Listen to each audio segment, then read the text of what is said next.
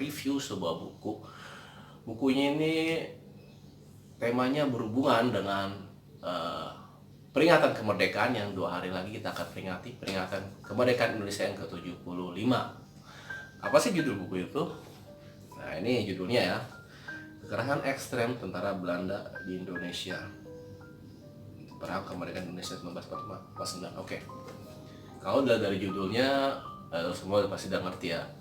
Ini mengenai apa? Ya, jelas. Ini mengenai kekerasan yang dilakukan oleh tentara Belanda di Indonesia, yang dilakukan setelah Indonesia memproklamasikan kemerdekaan pada 17 Agustus 1945. Ya, lo tahu sendiri kan, kenapa sih Belanda itu kan bagi kita itu kan, mereka itu tidak mengakui kemerdekaan kita kan sampai 1449 itu kan. Akhirnya mereka datang lagi untuk merebut kembali tanah jajahan yang hilang. Ada dalam artian kita udah merdeka kan. Dan kekerasan ekstrem Belanda di Indonesia itu adalah hal yang begitu akrab di telinga kita kan. Kekerasan mereka lakukan. Bahkan di film-film kita pun juga ada kan adegan-adegan kekerasan mereka lakukan ya. Contohnya aja kan kayak dari mulai Janur Kuning, terus Jenderal Sudirman sampai Merah Putih, ada kan namanya pembakaran kampung. Tapi coba pembakaran kampung atau Brande de Kampongs yang dilakukan oleh tentara Belanda itu, bagi publik Belanda itu adalah hal yang sangat jarang didengar, langka. Dan mereka bahkan bertanya-tanya, memang benar tentara mereka itu melakukan kekerasan di sini selama di sini di Indonesia? Terus mereka kan juga merasa terusik gitu loh, apalagi sebagai negara yang katanya menjunjung tinggi HAM, dan juga negara yang merasa dulu diperlakukan tidak adil oleh Jerman selama Perang Dunia Kedua, ya kan? Apakah seperti itu? Itu tuh memang dari judul ini juga yang membuka tabir, walaupun tabir itu sudah dibuka sejak 1969 oleh tentara Belanda sendiri bernama Job Lutting, ekses nota tentang kekerasan dilakukan, tapi memang tidak sampai ke publik Belanda karena banyak itu tutupi oleh pejabat pemerintahan di Belanda itu sendiri. Kalau tahu ya udah, publiknya akan bereaksi keras dan mereka akan merasa bersalah banget bahwa selama ini mereka apa mereka lakukan itu kejahatan, negara itu melakukan kejahatan terhadap bekas koloni gitu. Sewaktu sehabis Perang Dunia Kedua itu, masa Perang Kemerdekaan Indonesia. Makanya ya, karena jarang coba perhatiin film-film Belanda misalnya mengangkat tema ini kayak Uruh ya, yang dibintangi Ayu Asar itu malah tidak ada unsur-unsur itu ya. Paling cuma nembakkan kampung-kampung, tapi nggak ada penamanya Brande de Kampongs, pembakaran kampung, eksekusi massal segala macam. Nah, di sini emang Remy Limpah yang menulis buku ini, dia seorang ahli sejarah juga, historiografer dari Universitas Bern Swiss.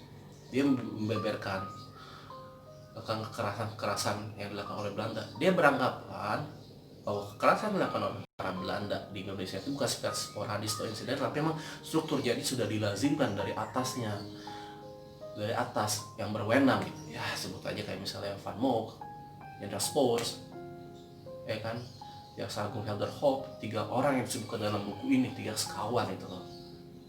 Dan kenapa sih Belanda melakukan kekerasan ekstrem itu? Ya memang ada banyak penyebabnya kan, tapi nanti kita bahas nanti aja. Jadi Remy Limpah memulai dari buku ini dengan kronologinya adalah kemerdekaan yang kita proklamasikan pada 17 Agustus 1945 dan tidak diterima oleh Belanda sama sekali karena Belanda menganggap Indonesia masih sebagai jajahan. Jadi apapun yang mereka lakukan adalah hak mereka.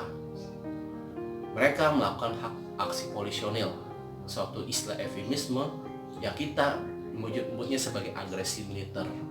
Dua kali mereka melakukannya. Terus dari kronologi itu mulai kan Belanda membonceng Inggris, dan memang Inggris sudah membuat kesepakatan dengan Belanda kan sebelum berakhir Perang Dunia Kedua bahwa Inggris membantu Belanda merestorasi lagi tanah jajahan yang direbut Jepang pada 1942 unsur Inggil. Tapi ya Inggris pada akhirnya menyadari bahwa situasinya tidak seperti yang diharapkan juga ya, karena Inggris dalam keadaan lemah seperti itu. dalam keadaan lemah waktu itu kan, brigade-brigadenya. Mereka habis lelah bertarung di perang dunia kedua lawan Jerman, menguras tenaga kan, dia selama 6 tahun berperang. Akhirnya sebelum bantu Amerika menang kan.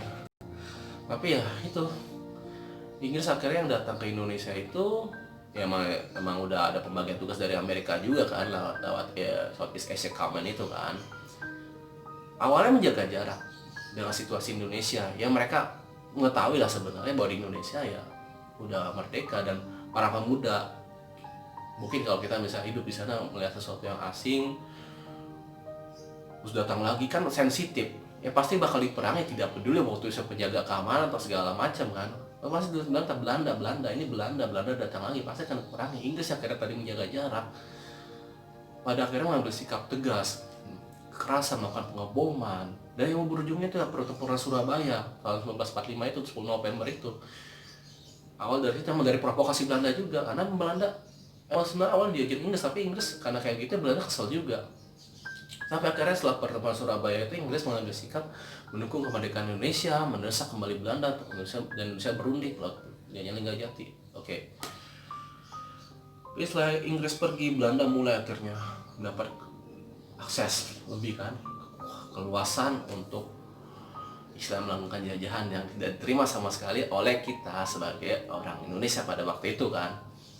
Karena anggapannya sebenarnya Belanda udah maksudnya memasuki negara yang udah berdaulat gitu, secara de facto diakui, apalagi secara de jure ya, walaupun belum semuanya gitu Indonesia itu. Dan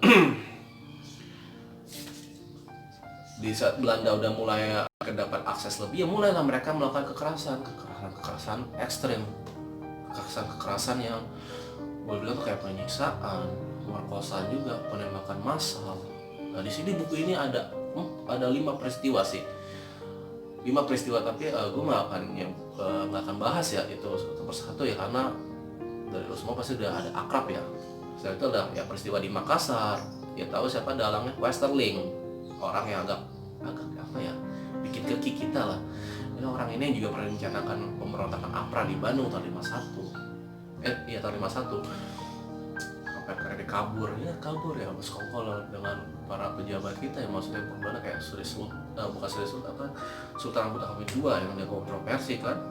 Terus kemudian pembantaian di Rawagede yang sekarang bernama Balong-Sara, ini yang boleh bilang menyita perhatian publik internasional, sampai Belanda akhirnya minta maaf tahun 2011 itu, karena setelah pengadilan di sana menangkan gugatan para janda, akhirnya tiap tahun memberi santunan para janda itu kan, walaupun memang tidak menyebutnya sebagai sebuah pembantaian, tapi hanya tragedi gitu.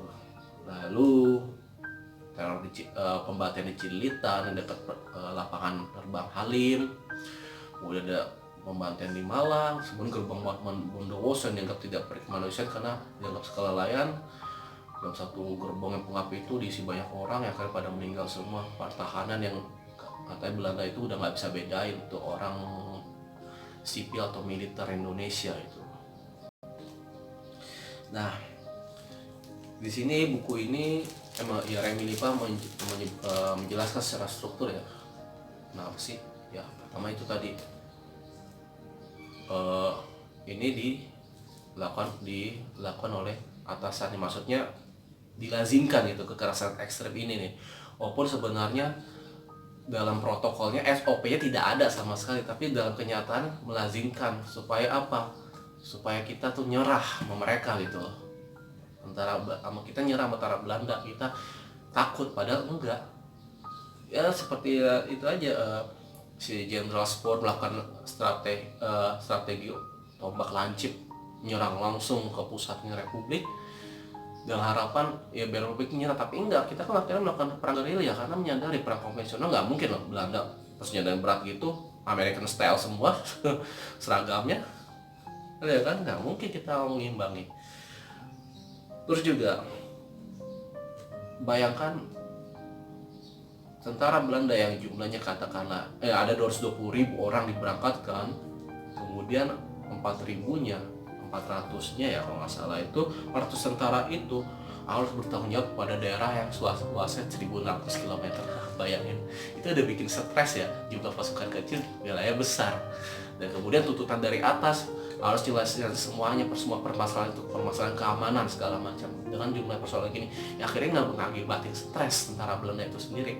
Ya pada akhirnya karena kita menerapkan strategi gerilya, mereka sendiri akhirnya nggak bisa membedakan siapa yang orang sipil yang militer. Akhirnya semua dipukul rata, tembak mati, pakai artileri berat, kampung dibakar. Padahal kampung itu paling cuma nembakin satu tembakan doang dan langsung jadi dali, hancurin semua kampung, 300 orang dibantai, kelar.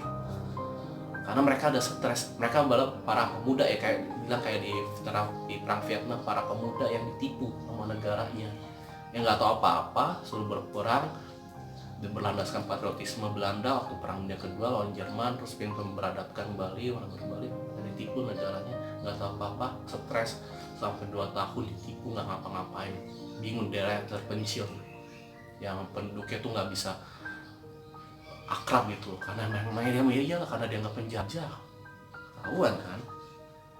Terus juga ya apa ya, kekurangan pasukan juga banyak di sini penyebabnya. Terus mental yang melemah, disiplin yang buruk, ya kebiasaan melakukan tindakan ekstrem, kebiasaan yang ditiru dari para tentara Knil waktu perang Aceh. Jadi kan di sini komposisinya ada tentara Knil dan tentara KL. Tentara Knil yang lebih mengetahui Medan ya, akhirnya tentara KL ini meniru tentara Knil ini kan, yang anggap merendah pribumi. Kalau tentara KL ini kan karena mereka merasa beda ya,